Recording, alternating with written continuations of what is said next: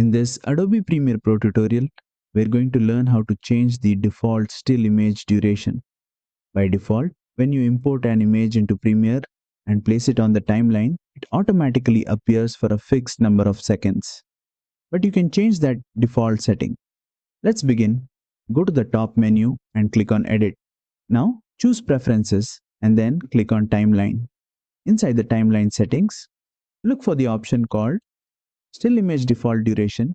Here, you can change how long imported images will appear by default.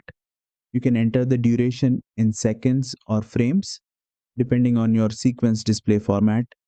For example, if you want each image to last 5 seconds, set it accordingly. Once you've entered your preferred duration, click OK.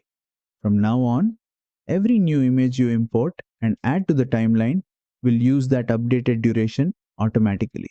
This is especially helpful when creating slideshows or projects with multiple photos. And that's it. You now know how to change the default still image duration in Adobe Premiere Pro.